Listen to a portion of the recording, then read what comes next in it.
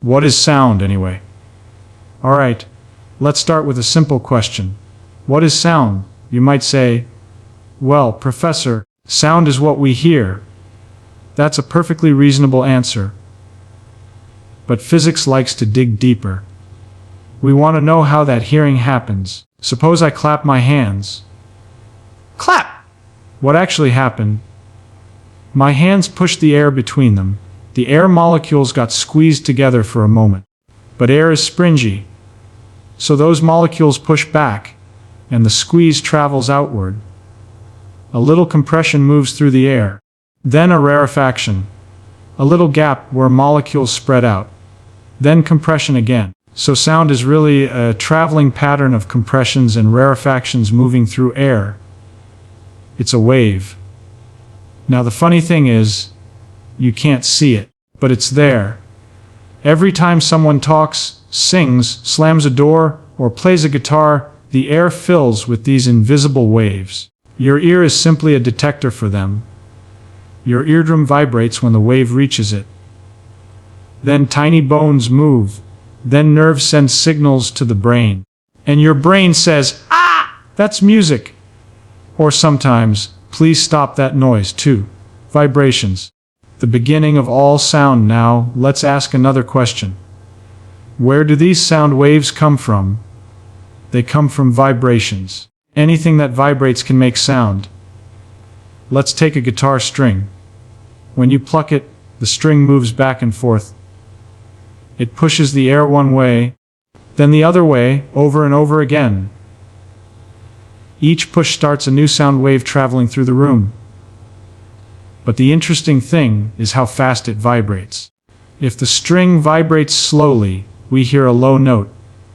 If it vibrates quickly, we hear a high note.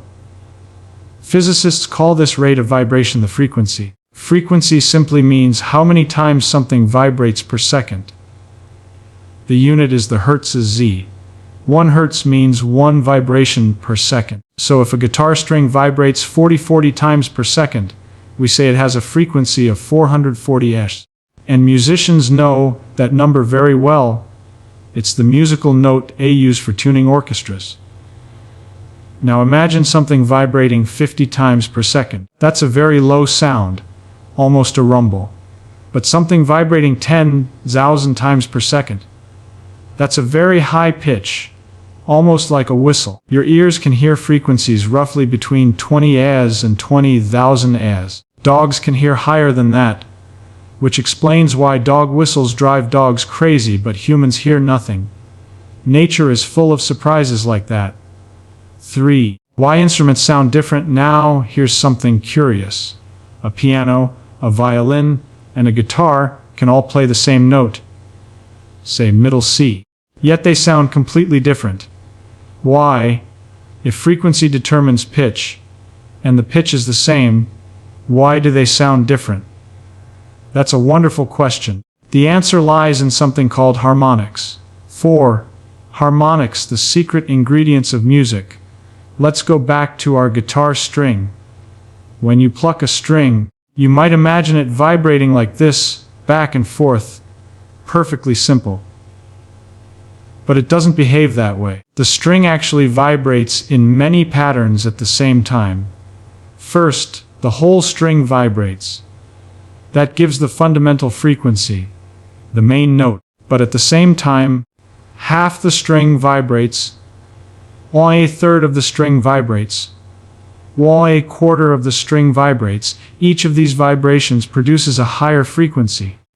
These extra frequencies are called harmonics. So when you pluck a guitar string, you don't get just one frequency. You get a whole collection of frequencies stacked together. Different instruments produce different mixtures of harmonics. That mixture is what we call timbre, the tone color of the instrument. It's like cooking. The fundamental note is the main ingredient. The harmonics are the spices. A trumpet adds one flavor. A violin adds another. A piano adds yet another. The physics is the same, but the recipe is different. 5 drums and vibrating surfaces.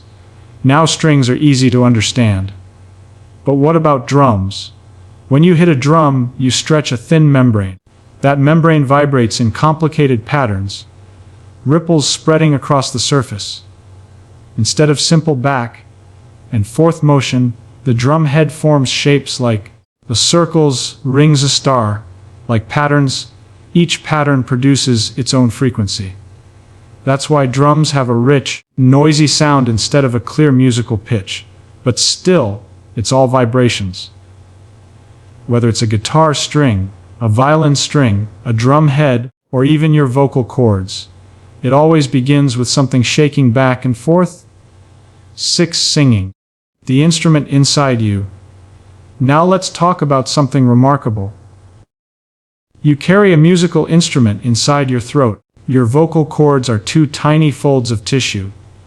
When air from your lungs passes through them, they vibrate. That vibration produces sound waves. But here's the clever part. Your mouth, tongue, and throat reshape the sound. They act like adjustable acoustic chambers. When you change the shape of your mouth from to E, you're actually changing the resonance of the air cavity. That modifies which harmonics are amplified. That's why vowels sound different. You're essentially doing real-time acoustic engineering every time you speak. Nature built a very sophisticated sound synthesizer into your body. 7. Resonance. When things like to vibrate now, let's introduce a powerful idea in physics: resonance. Suppose I strike a tuning fork. The fork vibrates at a specific frequency, say 440 Oz. Now imagine another tuning fork tuned to exactly the same frequency sitting nearby. Something amazing happens. Even though I didn't touch the second fork, it begins to vibrate. Why? Because the sound waves from the first fork push the air at exactly the right rhythm to excite the second one. This is resonance. A system vibrates strongly when driven at its natural frequency. Resonance appears everywhere in music. The body of a guitar is built to resonate with the strings. That resonance amplifies the sound dramatically. Without it, the guitar string alone would be very quiet. In fact, resonance can be so powerful it can break things. Opera singers sometimes shatter wine glasses by singing at exactly the right pitch. The sound wave drives the glass at its natural frequency. The vibrations grow larger and larger until, crack, physics meets drama. 8. Echoes. Sound bouncing around now. Let's think about something you've probably experienced in a big empty hall. You shout, "Hello," and a moment later you hear, "Hello, hello, hello." That's an echo. What happened? The sound wave traveled to a wall, bounced off, and came back. Sound reflects from surfaces much like light reflects from mirrors. If the wall is far enough away, you hear the reflection as a separate sound. You can even estimate distance using echoes. Suppose the echo returns after 2 seconds. Sound travels roughly 340 meters per second. In 2 seconds, it traveled about 680 meters, but that includes the trip there and back. So the wall must be about 340 meters away. Bats and dolphins use this trick all the time. They emit high-frequency clicks and measure the returning echoes to map their environment. It's called echolocation, a kind of biological sonar. Nature discovered the physics of sound long before humans wrote equations for it. 9. Interference. When waves meet. Now let's consider what happens when two sound waves meet. Do they bounce off each other? No. Something more interesting happens. They add together. If two waves push air in the same direction at the same time, they combine to make a bigger wave. That's called constructive interference. But if one wave pushes while the other pulls, they cancel each other. That's destructive interference. You can observe this with two speakers playing the same tone. Walk around the room. In some spots the sound is loud. In other spots it's mysteriously quiet. That's interference. The waves are reinforcing or canceling each other depending on their timing. This principle is used in noise-canceling headphones. The headphones create a sound wave that is the exact opposite of the noise around you. The two waves cancel out, leaving silence. Physics helping you ignore the airplane engine. 10. Beats when frequencies almost match. Now let's do a little experiment. Imagine two tuning forks, the one at 440 Hz, the one at 442 Hz. They're almost the same frequency, but not quite. If you strike them together, you don't hear a steady tone. Instead, you hear wah wah wah. The sound grows louder and softer repeatedly. These are called beats. They occur because the waves gradually slip out of sync, and then back into sync again. Musicians actually use beats to tune instruments. If the beats disappear, the notes are perfectly matched. So something that sounds like a strange wobble is actually a precision measurement tool.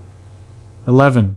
Why music moves us. Now we've talked about vibrations, frequencies, harmonics, resonance, interference, all the mechanics of sound. But there's a deeper mystery. Why does music affect us emotionally? Why does a certain sequence of notes make us feel joy, sadness, excitement? Physics can explain how the sound waves behave, but the experience of music happens in the brain.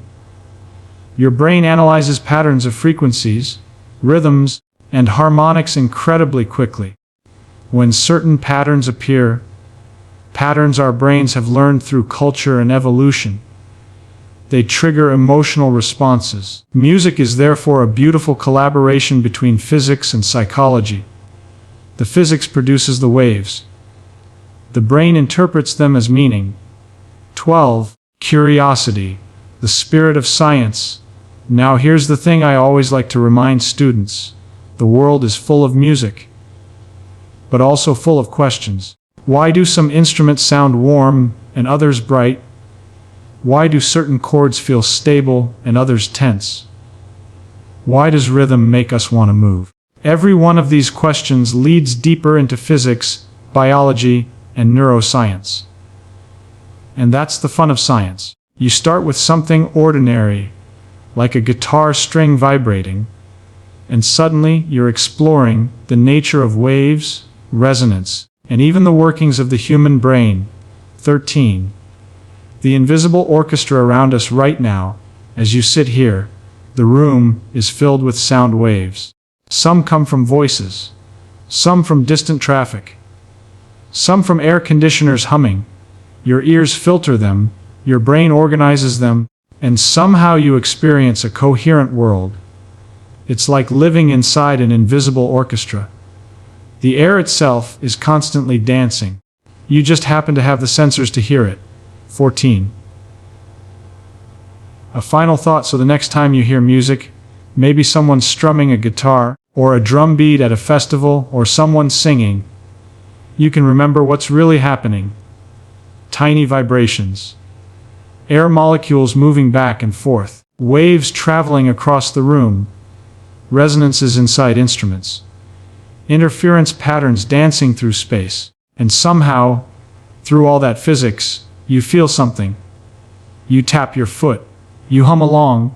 Maybe you even get goosebumps. And that's one of the most delightful things about science. When you understand the physics behind music, the beauty doesn't disappear. If anything, it becomes even more astonishing, because the universe has arranged itself in such a way that simple vibrations in the air can become Mozart, jazz, rock, or a lullaby. Not bad for a bunch of moving molecules.